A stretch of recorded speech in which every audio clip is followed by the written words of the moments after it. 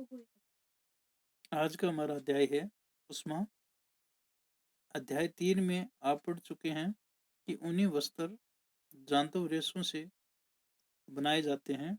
आप यह भी जानते हैं कि सूती वस्त्र पादप रेशों से बनाए जाते हैं। हम शीतकाल में ऊनी वस्त्र पहनते हैं जो हमें गर्म रखते हैं। जब मौसम गर्म होता है तब हम हल्के रंग के सूती वस्त्र पहनना पसंद करते हैं। ये हमें ठंडक का अनुभव कराते हैं। आप यह जानने के लिए अवश्य ही उत्सुक होंगे कि किसी विशेष ऋतु के लिए विशेष प्रकार के वस्त्र ही क्यों उपयुक्त होते हैं। शीतकाल में आप घर के अंदर ठंड का अनुभव करते हैं। यदि आप बाहर धूप में आ जाएं तो गर्मी का अनुभव करते हैं। ग्रीष्म काल में तो आप घर के अंदर भी गर्मी का अनुभव करते हैं।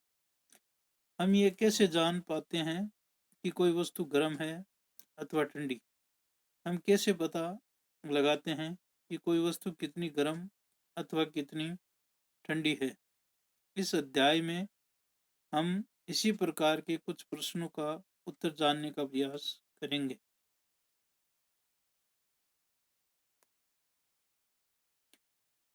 4.1 गर्म तथा ठंडा। अपने दैनिक जीवन में हम अनेक वस्तुओं के संपर्क में आते हैं। इनमें से कुछ गर्म हैं और कुछ ठंडी। चाय गर्म तथा बर्फ ठंडी होती है। सारणी 4.1 में सामान्य उपयोगी वस्तुओं की सूची दी गई है। इस सूची में कुछ और नाम जोड़िए। इन वस्तुओं को गर्म या ठंडी के रूप में चिन्हित कीजिए। हम देखते हैं कि कुछ वस्तुएं ठंडी हैं जबकि कुछ गर्म हैं। आप यह भी जानते हैं कि कुछ वस्तुएं दूसरी आपको परामर्श दिया जाता है कि बहुत अधिक गर्म वस्तुओं को न छुएं। मोमबत्ती की ज्वाला अथवा स्टोव छूते समय सतर्क रहें। कुछ वस्तुएं दूसरी, यहाँ पर एक सारणी दी गई है। सारणी 4.1 गर्म एवं ठंडी वस्तुएं। इधर वस्तुओं का नाम दिया गया है, जैसे आइसक्रीम है, ये ठंडा या शीतल होता है, गर्म या गुनगुना नहीं होता। चाय के प्याले में रखी चम्मच, ये ठंडी नहीं होती, शीतल नहीं होती, ये गर्म होती है। फलों का जो रस है वो शीतल होता है या ठंडा होता है, गुनगुना या गर्म नहीं होता। तलने के लिए उपयोग किसी बर्तन के हत्थे, ये शीतल नहीं होता बल्कि गर्म होता है। इस तरह से ये सारणी है।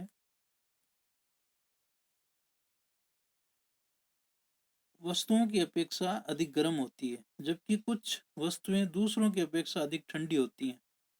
हम कैसे ज्ञात करते हैं कि कोई वस्तु दूसरी वस्तु की अपेक्षा अधिक गर्म है? प्राय हम इसका पता वस्तुओं को स्पर्श करके लगाते हैं। परंतु क्या हमारी स्पर्श इंद्रिय विश्वास विश्वसनीय है? आइए ज्ञात करें।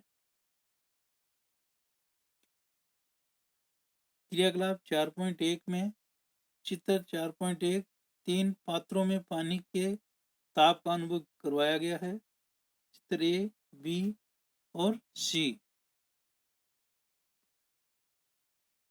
3 पात्र अथवा बर्तन लीजिए, इन पर ए, बी तथा सी नामांकित कीजिए। चित्र 4.1 पात्र ए में ठंडा पानी तथा पात्र बी में गर्म पानी लीजिए। कुछ ठंडा और कुछ गर्म पानी मिलाकर पात्र सी में डालिए। अब अपने बाएं या वाम हाथ को पात्र ए में अथवा दाहिने या दक्षिण हाथ को पात्र बी में डालिए।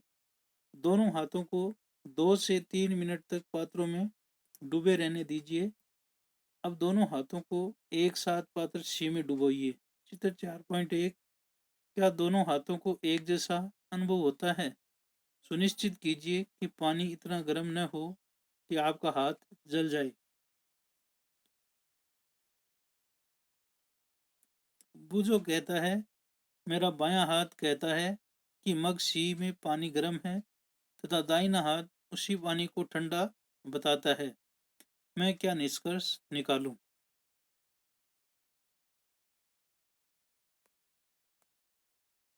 बुझो की उलझन यह दर्शाती है कि यह निश्चय करने के लिए कोई वस्तु गर्म है या ठंडी हम अपनी स्पर्श इंद्रिय पर विश्वास नहीं कर सकते।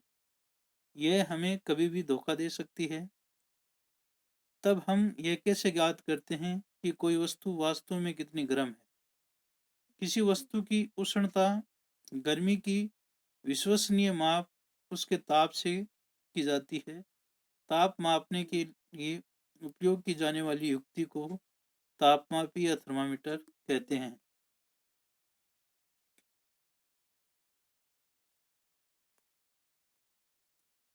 4.2 ताप मापन।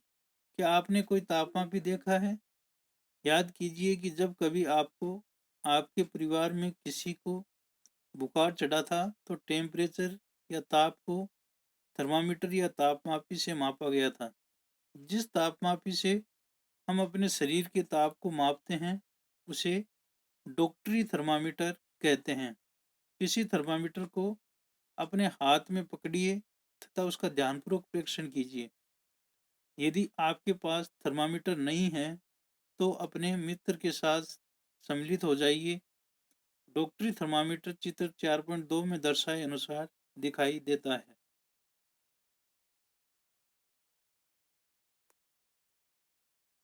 चित्र 4.2 में डॉक्टरी थर्मामीटर को दर्शाया गया है, जहाँ पर मनुष्य का जो तापमान है मानव शरीर का 37 डिग्री सेल्सियस होता है।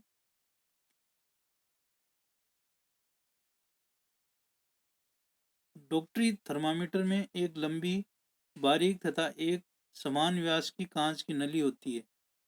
इसके एक सिरे पर एक बल्ब होता है। बल्ब में पारा होता है।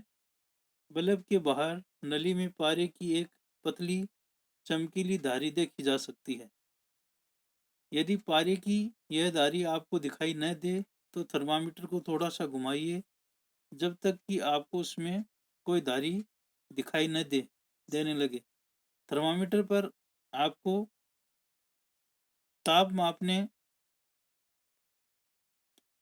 ताप मापने का एक मापक्रम या स्केल भी दिखाई देगा।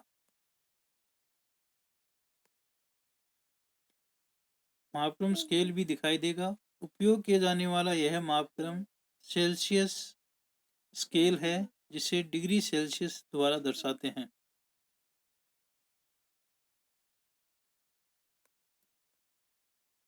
वो जो दुविधा में है कि चित्र 4.2 में दर्शाए दो मापक्रमों में से वह किसे पढ़े। पहेली ने उसे बताया कि भारत में हमने सेल्सियस स्केल को अपनाया है और हमें इसी स्केल का उपयोग करना चाहिए। दूसरा मापक्रम फ़ारेनहाइट स्केल या डिग्री फ़ारेनहाइट है, जिसका परिसर 94 से 108 डिग्री तक है। इसे पहले प्रयोग किया जाता था। डॉक्टरी थर्मामीटर से हम 35 डिग्री सेल्सियस से 42 डिग्री सेल्सियस तक के ताप को माप सकते हैं। क्रियाकलाप 4.2 थर्मामीटर से ताप मापना। आइए यह सीखें कि थर्मामीटर को कैसे पढ़ा जाता है। सबसे पहले इसके किन्हीं दो क्रमागत एक के बाद एक बड़े चिन्हों द्वारा निरूपित ताप के अंतर को नोट कीजिए। इन दोनों चिन्हों के बीच भागों की संख्या छोटे चिन्हों द्वारा दर्शाए गए को नोट कीजिए। मान लीजिए दो बड़े चिन्हों के बीच 1 डिग्री का अंतर है तथा इन चिन्हों के बीच 5 भाग हैं। तब एक छोटे भाग का मान 1/5 डिग्री सेल्सियस अर्थात 0.2 सेल्सियस होगा। उपयोग करने से पहले थर्मामीटर को अच्छी प्रकार धो लीजिए। धोने के लिए प्रतिरोधी या रोगाणुरोधक घोल का उपयोग करना सुरक्षित रहता है। अब इसे अपने हाथ में कसकर पकड़िए और कुछ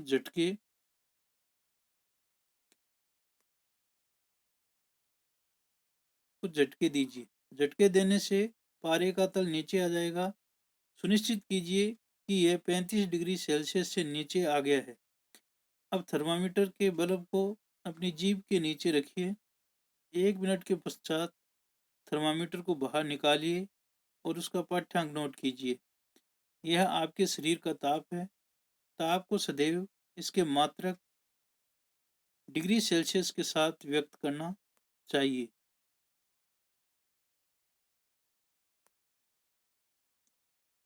आपके अपने शरीर का ताप कितना नोट किया? मानव शरीर का सामान्य ताप 37 डिग्री सेल्सियस है। ध्यान दीजिए कि ताप को इसके मात्रक के साथ व्यक्त किया गया है। पहली ने अपने शरीर का ताप मापा। वह चिंतित हो गई क्योंकि यह ठीक 37 डिग्री सेल्सियस नहीं था।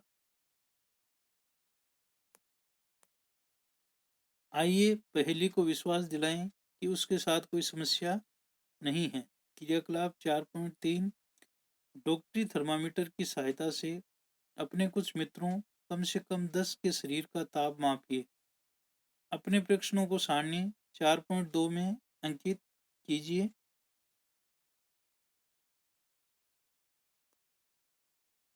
डॉक्टरी थर्मामीटर उपयोग करने के लिए आवश्यक सावधानियां।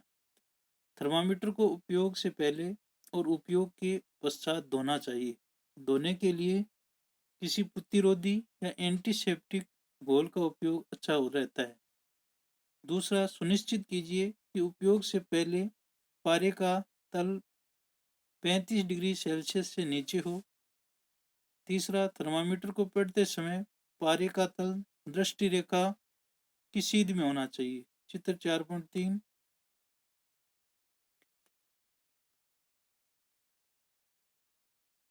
थर्मामीटर का सावधानीपूर्वक उपयोग कीजिए। किसी कठोर वस्तु से टकराने पर यह टूट सकता है।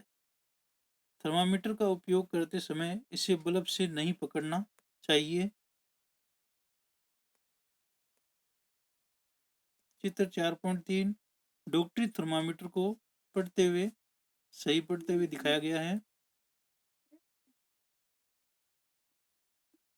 सारणी 4.2 कुछ विद्यार्थियों के शरीर के ताप, यहाँ नाम लिखने हैं और यहाँ पर उनका तापमान लिखना है। क्या प्रत्येक विद्यार्थी के शरीर का ताप 37 डिग्री सेल्सियस है? यह आवश्यक नहीं कि प्रत्येक व्यक्ति का सामान्य ताप 37 डिग्री सेल्सियस हो। यह कुछ अधिक तथा कुछ कम भी हो सकता है। वास्तव में जिसे हम सामान्य ताप या नॉर्मल टेम्परेचर कहते हैं, वह स्वस्थ व्यक्तियों के विशाल समूह के शरीर का औसत ताप है। बुजो के मस्तिष्क में एक नटखट विचार आया। वह डॉक्टरी थर्मामीटर से गर्म दूध का ताप मापना चाहता था। पहेली ने उसको ऐसा करने से रोक दिया। डॉक्टरी थर्मामीटर का उपयोग मानव शरीर का ताप मापने को छोड़कर किसी अन्य वस्तु का ताप मापने के लिए कभी मत कीजिए। थर्मामीटर को धूप तथा आग के पास रखने से बचाइए। ऐसा करने से यह टूट सकता है।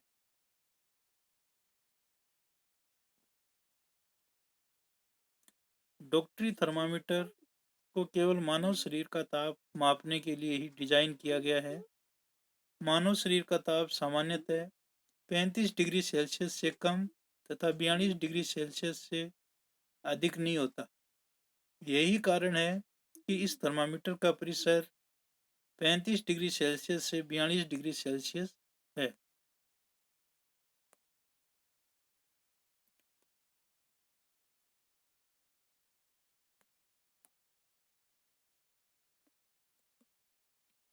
चार पॉइंट तीन प्रयोगशाला तापमापी। हम अन्य वस्तुओं के ताप कैसे मापते हैं, इसके लिए अन्य तापमापी काम में लाते हैं। ऐसा ही एक तापमापी प्रयोगशाला तापमापी है। आपके अध्यापक इस तापमापी को आपको दिखाएंगे। इसे ध्यान से देखिए तथा इससे मापे जा सकने वाले अधिकतम तथा न्यूनतम ताप को नोट कीजिए।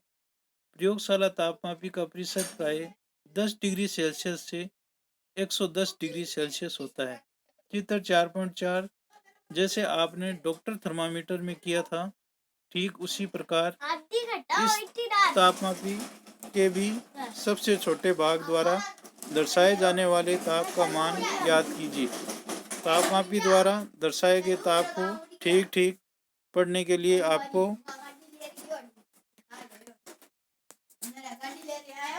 ताप के इन मान की आवश्यकता होगी।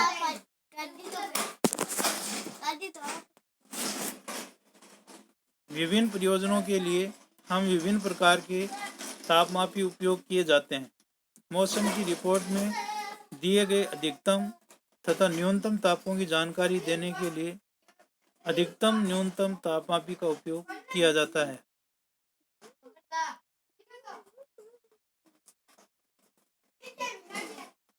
आइए अब देखें इस तापमापी का उपयोग कैसे किया जाता है। ये अगला 4.4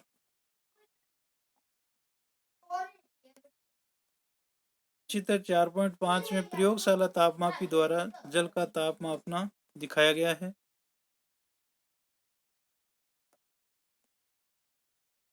एक बीकर अथवा मग में नल का थोड़ा सा जल लीजिए।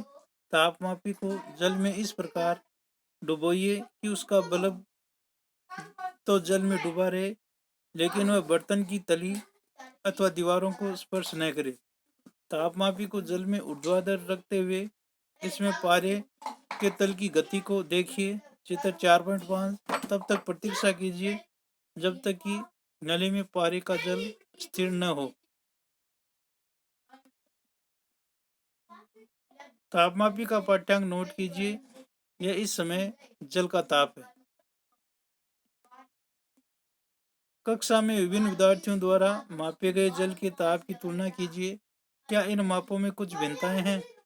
संभव कारणों पर चर्चा कीजिए। चित्र 4.4 प्रयोगशाला तापमापी को दिखाया गया है। प्रयोगशाला तापमापी का उपयोग करते समय डॉक्टरी थर्मामीटर का पाठ्यांक लेते समय बरती जाने वाली सभी सावधानियों के अतिरिक्त निम्नलिखित सावधानी भी बरती जानी चाहिए। तापमापी को ऊर्ध्वाधर रखना चाहिए, तिरछा नहीं। चित्र 4.5 तथा तापमापी का बल्ब चारों ओर से उस पदार्थ से घिरा होना चाहिए जिसका ताप मापना है। बल्ब बर्तन की दीवारों से नहीं छूना चाहिए। बुझो को अब समझ में आ गया कि उच्च तापों को मापने के लिए डॉक्टरी थर्मामीटर का उपयोग क्यों नहीं करना चाहिए, लेकिन वह अब भी उलझन में है कि क्या प्रयोगशाला तापमापी द्वारा उसके शरीर का ताप मापा जा सकता है। आइए इस प्रश्न का उत्तर खोजने का प्रयत्न करें। क्रियाकलाप 4.5 किसी बीकर या मग में थोड़ा सा गर्म जल लीजिए। तापमापी के बल्ब को जल में डुबोइए। पारे के तल के स्थिर होने तक प्रतीक्षा कीजिए। जब पारे का तल स्थिर हो जाए तो आप नोट कीजिए। अब तापमापी को जल से बाहर निकालिए। ध्यानपूर्वक देखिए कि अब क्या होता है। क्या आप देखते हैं कि जैसे ही तापमापी को जल से बाहर निकालते हैं, पारे का तल गिरने लगता है। इसका अर्थ है कि किसी प्रयोगशाला तापमापी द्वारा ताप का पाठ्यांक तभी नोट करना चाहिए जब उसका बल्ब जल या उस वस्तु में रखा है जिसका ताप मापना है। स्मरण कीजिए कि अपने शरीर का ताप मापते समय आपको पाठ्यांक नोट करने के लिए थर्मामीटर को मुंह से बाहर निकालना पड़ता है। क्या तब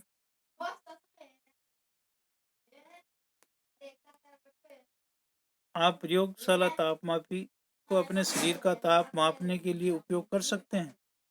स्पष्ट है कि प्रयोगशाला तापमापी का उपयोग इस प्रयोजन के लिए सुविधाजनक नहीं है।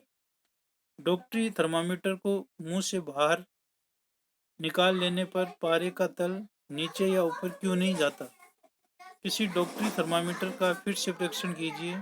क्या आप बल्ब के पास कोई विभंग या किक देखते हैं? चित्र 4.6 चित्र 4.6 डॉक्टरी थर्मामीटर में एक विभंग को दिखाया गया है।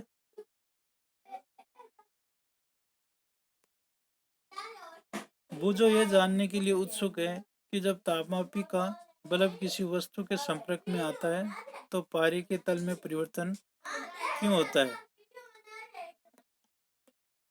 तापमापी में पारे के प्रयोग के विषय में अनेक चिंताएं हैं। पारा एक विषाक्त पदार्थ है और यदि तापमापी टूट जाए तो इसका निपटान अत्यंत कठिन है। आजकल अंकीय तापमापी अथवा डिजिटल तापमापी उपलब्ध है जिसके पारे का उपयोग नहीं होता है। यहाँ पर डिजिटल थर्मामीटर को दिखाया गया है। 4.4 ऊष्मा का स्थानांतरण। संभवतः आपने देखा होगा कि जब किसी बर्तन को ज्वाला पर रखते हैं तो वह तप्त हो जाता है।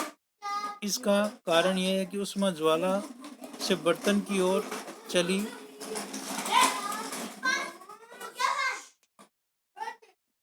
जाती है। जब बर्तन को ज्वाला से हटा लेते हैं तो वह धीरे धीरे ठंडा हो जाता है। यह ठंडा क्यों हो जाता है?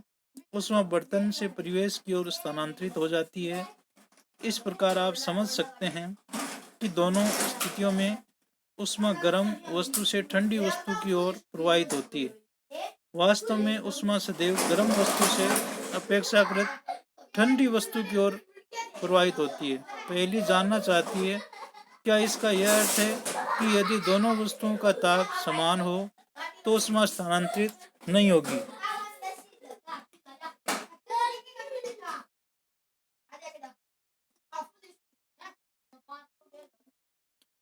ऊष्मा किस प्रकार स्थानांतरित होती है, आइए इसकी खोज करें। क्रियाकलाप 4.6। एल्यूमीनियम या लोहे जैसी किसी धातु की एक छड़ अथवा चपटी पट्टी लीजिए। छड़ पर मोम के छोटे छोटे टुकड़े चिपकाइए। ये टुकड़े लगभग समान दूरियों पर होने चाहिए। चित्र 4.7। छड़ के एक सिरे को एक प्रयोगशाला स्टैंड पर कसिए। यदि आपको स्टैंड न मिले तो आप छड़ के एक सिरे को ईंटों के बीच में दबाकर रख सकते हैं। अब छड़ के दूसरे सिरे को गर्म कीजिए और ध्यानपूर्वक देखिए। चित्र 4.7 में किसी धातु की पट्टी में ऊष्मा के स्थानांतरण का अध्ययन करते हुए दिखाया गया है। मोम के टुकड़ों का क्या होता है? क्या ये टुकड़े गिरना आरंभ कर देते हैं? कौन सा टुकड़ा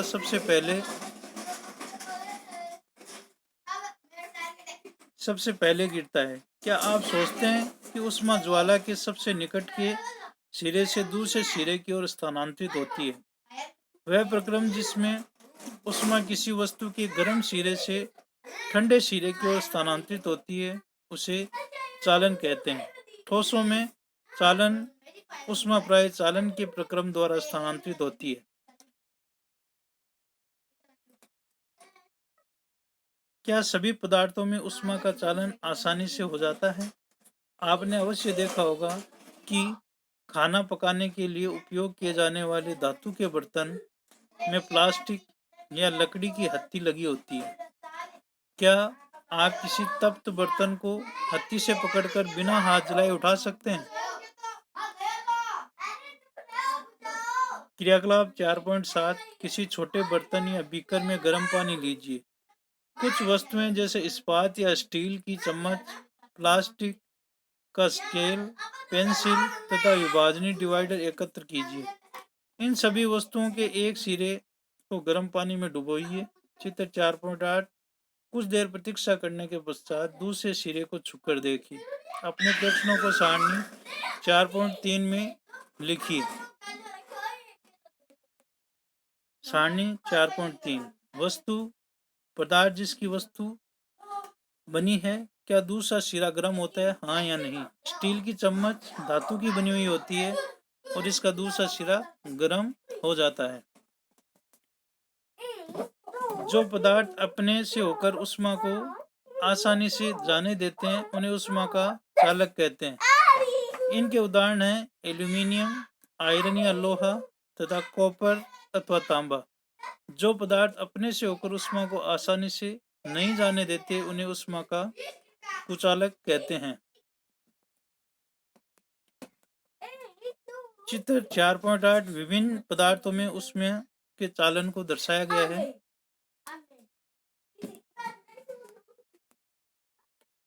प्लास्टिक तथा लकड़ी कुचालकों को ऊष्मारोधी कहते हैं। जल तथा वायु ऊष्मा के कुचालक हैं। तब इन पदार्थों में ऊष्मा स्थानांतरण कैसे होता है, आइए पता लगाएं।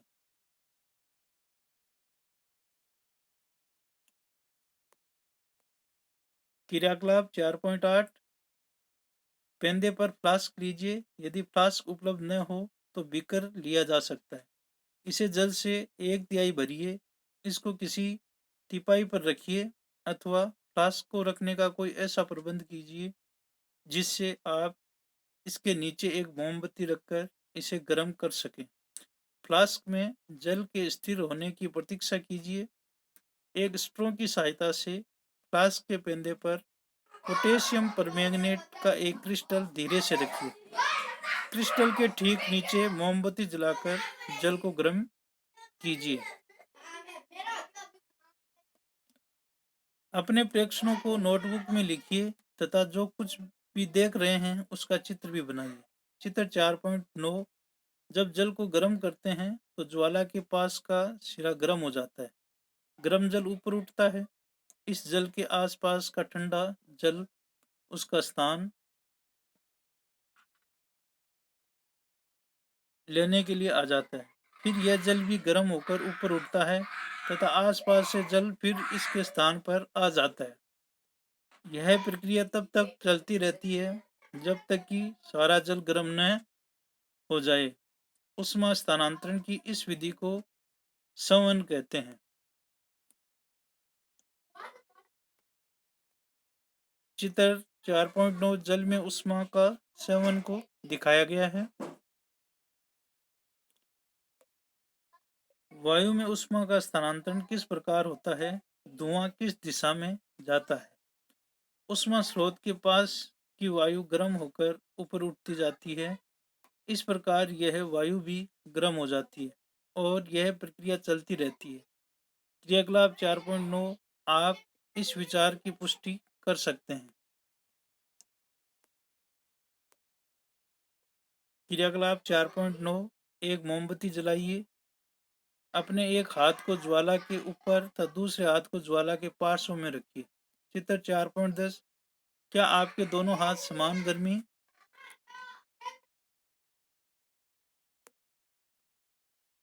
अनुभव करते हैं? यदि नहीं तो कौन सा हाथ अधिक गर्म अनुभव करता है और ऐसा क्यों? चित्र 4.10, वायु में ऊष्मा का स्थानांतरण संवहन द्वारा होते हुए दिखाया गया है।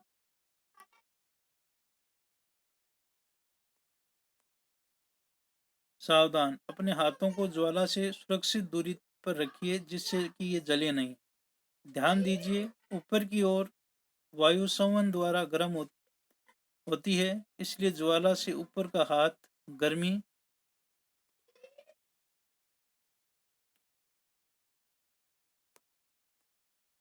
अनुभव करता है। तथापि पार्श्व की वायु संवहन द्वारा गर्म नहीं हो पाती, इसलिए वह वायु लो के ऊपर की वायु जैसा गर्म नहीं लगती।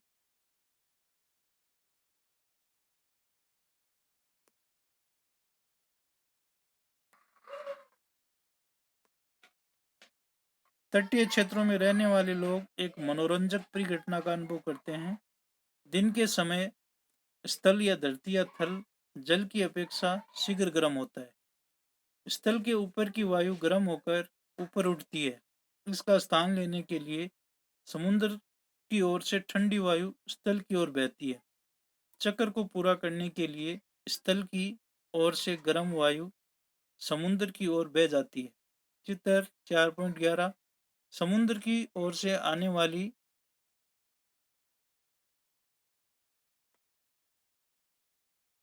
समुद्र की ओर से आने वाली वायु को समुद्र समीर कहते हैं।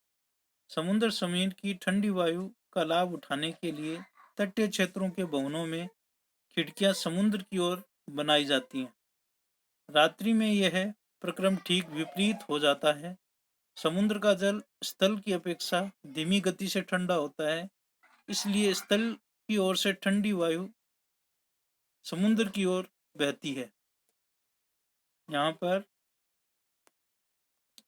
समुद्र समीर को दिखाया गया है और यहाँ पर थल समीर को दिखाया गया है।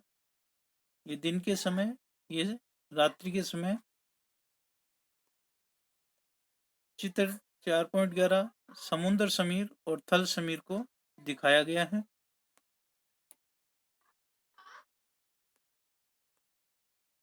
जाती है। चित्र 4.11 इस परिघटना में खड़े होते हैं तो हम गर्माहट महसूस करते हैं। हम तक उष्मा कैसे पहुंचती है?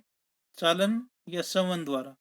हम तक नहीं, दोनों ही प्रक्रमों में उष्मा का स्थानांतरण आवश्यक है। चूंकि पृथ्वी तथा सूर्य में एक स्थान से कोई माध्यम जैसे सूर्य से हम तक उष्मा एक अन्य माध्यम से पहुंचता है, उसे विकिरण कहते हैं। विकिरण के स्थानांतरण से किसी माध्यम से जैसे वायु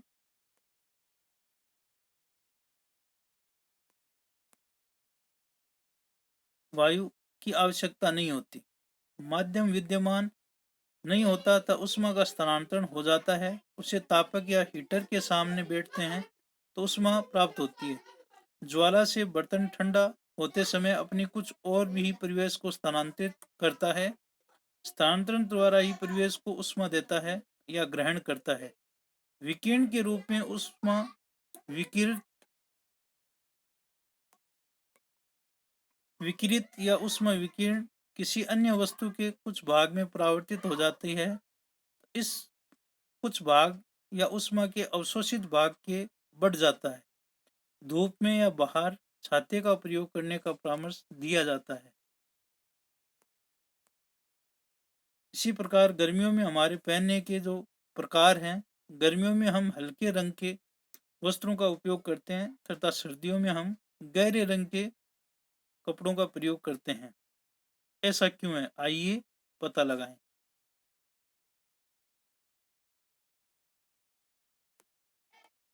क्रियाकलाप 4.10 टिन के एक जैसे दो डिब्बे लीजिए। इनमें से एक के बाहरी पृष्ठ को काला तथा दूसरे के बाहरी पृष्ठ को सफेद या श्वेत पेंट कीजिए। चित्र 4.12 दोनों डिब्बों में बराबर मात्रा में जल भरिए तथा उन्हें दोपहर के समय लगभग 1 घंटे के लिए धूप में रख दीजिए। दोनों डिब्बों में भरे जल के ताप मापिए। क्या आप दोनों के ताप में कुछ अंतर पाते हैं? किस डिब्बे में? चित्र 4.12 काले एवं सफेद पृष्ठ के दो बर्तन दिखाए गए हैं। जल अधिक गर्म है। केवल जल को छूकर भी आप दोनों के ताप में अंतर अनुभव कर सकते हैं। क्रियाकलाप 4.10 में उपयोग किए गए दोनों डिब्बों लीजिए। इन दोनों में समान मात्रा में समान ताप लगभग 60 डिग्री सेल्सियस का गर्म जल भरिए। दोनों डिब्बों को किसी कमरे अथवा छाया में रखिए। 10 से 15 मिनट के पश्चात प्रत्येक डिब्बे के जल का ताप ज्ञात कीजिए। क्या दोनों डिब्बों में जल का ताप समान दर से कम हुआ है?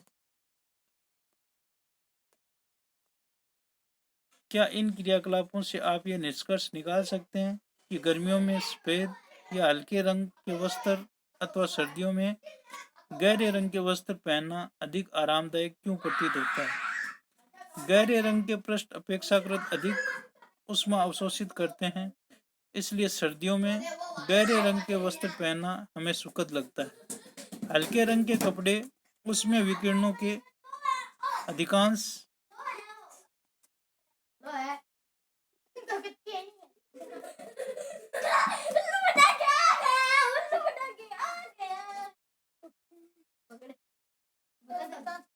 हम अपने घरों में ठंडा या गर्म रखने के लिए कोयला या लकड़ी जैसे ईंधन अथवा विद्युत का उपयोग करते हैं। ऐसा भवन बनाना संभव है जिन पर बाहर की गर्मी या सर्दी का कोई प्रभाव न पड़े।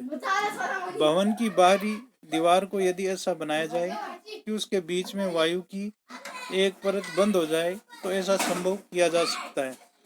ऐसा करने की एक विधि है कि भवन निर्माण में खोखली ईंटों का उपयोग किया जाए, जो कि आजकल उपलब्ध है। भाग को परावर्तित कर देते हैं, इसलिए गर्मियों में हमें हल्के रंग के वस्त्र अधिक आरामदायक लगते हैं। सर्दियों में ऊनी वस्त्र हमें उष्ण बनाए रखते हैं। सर्दियों में हम ऊनी वस्त्र पहनते हैं। ऊन उष्मा रोधी है इसके अतिरिक्त ऊन के रेशों के बीच में वायु फंसी या ट्रैप रहती है। यह वायु हमारे शरीर के उष्मा को ठंडे परिवेश की ओर विकिरित होने से रोकती है, अतः हमें उष्णता अनुभव कराती है। मान लीजिए सर्दियों में आपको एक मोटे कंबल अथवा एक के ऊपर एक जुड़े दो पतले कंबलों से किसी एक का चुनाव करके उपयोग करने की सलाह दी जाती है, तो आप इनमें से किसको चुनेंगे और क्यों? यदि याद रखिए, दो कंबलों के बीच में वायु की एक परत विद्यमान होती है। तो इस तरह से यह अध्याय हमारा कंप्लीट होता है।